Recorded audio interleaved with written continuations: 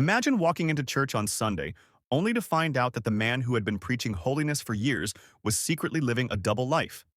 That's exactly what happened at First Presbyterian Church in Charlotte, North Carolina, when its senior pastor, Pendleton Barnes Peary, was abruptly dismissed after being exposed for a 5-year history of adultery and secret online misconduct.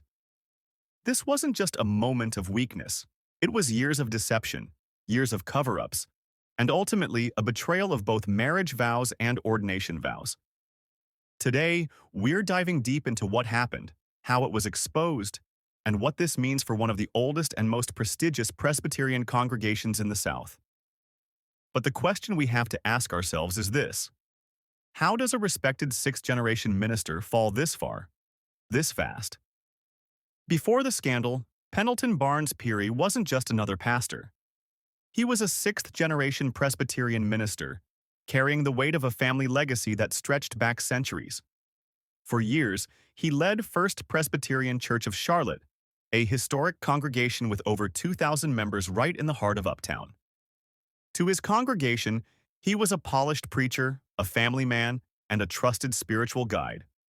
But behind the pulpit charisma, something darker was brewing.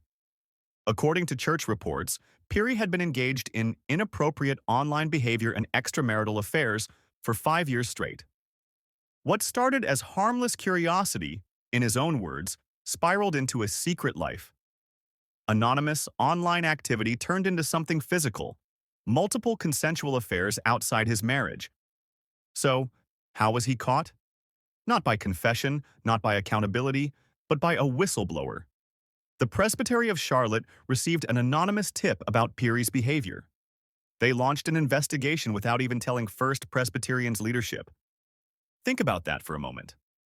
While Peary was standing in the pulpit week after week, delivering sermons to 2,000 people, church investigators were quietly building a case against him. The investigation revealed not just one instance of adultery, but a systematic pattern spanning 5 years. But here's the kicker. It wasn't just the sin itself, it was the cover-up.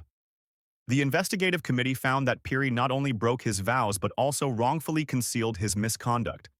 2 charges of adultery, 2 charges of concealment, a pattern of betrayal, and a pattern of lies. When confronted with the evidence, Peary did something that many in his position don't do. He confessed. In a letter to his congregation, he wrote something that I find both haunting and revealing. Dearly beloved members of First Presbyterian, I have difficult news to share. And, oh my, it is difficult on so many levels. Effective immediately, I am very sorry to say that I will no longer be able to be your pastor. I have broken my marriage vows and, in the process, my ordination vows, behaving in shockingly sinful ways, and I desperately need to do the hard work of reckoning and healing. Over the past 13 years in your pulpit, I have often read Psalm 51.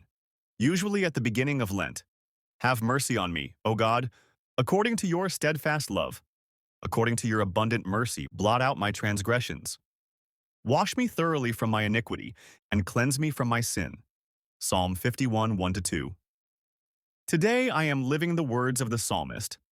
I stand in humble need of God's mercy, and am just at the beginning of my journey of repentance and accountability.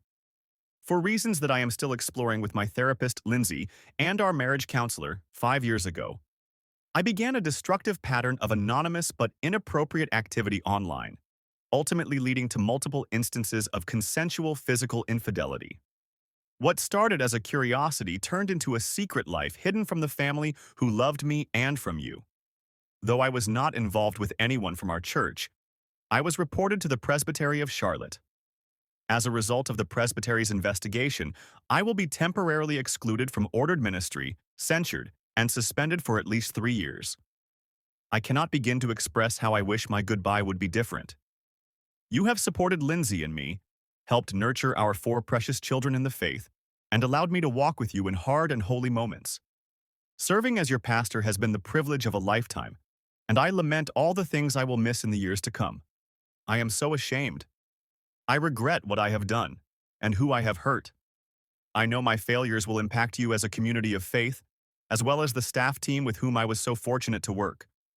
It pains me to think of how my sin may distract from your collective witness to reflect the light of Christ in the heart of Charlotte. I also know that you are a resilient church and people and that God will be faithful, even though your pastor was not. On the most foundational level, of course, I am sorry for the ways I have hurt my wife and children. With a commitment that I do not deserve, Lindsay has chosen to stand by me, to walk with me in my recovery, and to work with me to build back our marriage. We do not know exactly what the future holds, but we will move forward into it together. I humbly ask that you would respect our privacy as we navigate this crisis in our family. In the coming days, leaders from the Presbytery of Charlotte will work with the session, the staff, and the congregation to engage in a process of moving forward and, eventually, toward healing. In order for you to move on, and for whomever will be your next pastor to start their ministry well. I will be abiding by the Presbytery's covenant with departing pastors and will not be able to be in contact by phone, email, or social media. Being your pastor has been a deep joy. I will pray for you in what is ahead, and I pray that you would remember me for more than my worst failures. In faith, hope, and love. Penn. When the news broke, shockwaves hit the congregation. Imagine being part of a church where the pastor suddenly disappears, only for the truth to unravel in the headlines. The church quickly scrubbed Peary's name from its website. His sermons remain in the archives, but his profile is gone. First Presbyterian leaders sent an email to members, admitting the scandal and assuring them the wrongdoing did not involve church members or children. Still, the damage was done. Reverend Anna Dixon, who stepped in to shepherd the congregation, described the week as a real difficult time. She said she received hundreds of messages from members trying to process the betrayal. A statement on their website says, with support and guidance from the Presbytery of Charlotte, First Presbyterian Church, its leaders and congregation are navigating this time prayerfully, with care and transparency. The church will continue all regularly scheduled worship services and ministries. For church members in need of pastoral support, please contact Reverend Anna Dixon. We ask that you keep our community in your prayers as we cope with recent news. Now here's where we pause. Because this isn't just about Pendleton Peary. This is about a pattern we keep seeing in churches across America.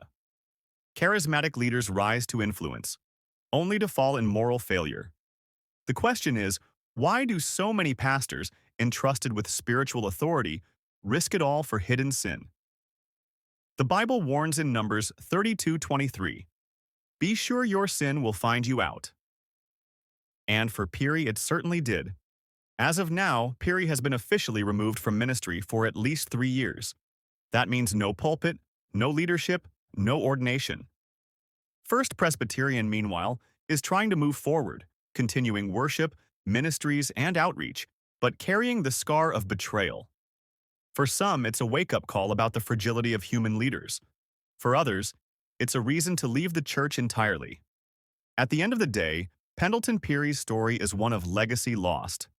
A sixth-generation minister entrusted with a historic congregation, undone by secret sin. But this is also a story of warning. That no title, no family legacy, no pulpit makes someone immune to temptation. And that the church must not only preach accountability, but actually live it. So I leave you with this question.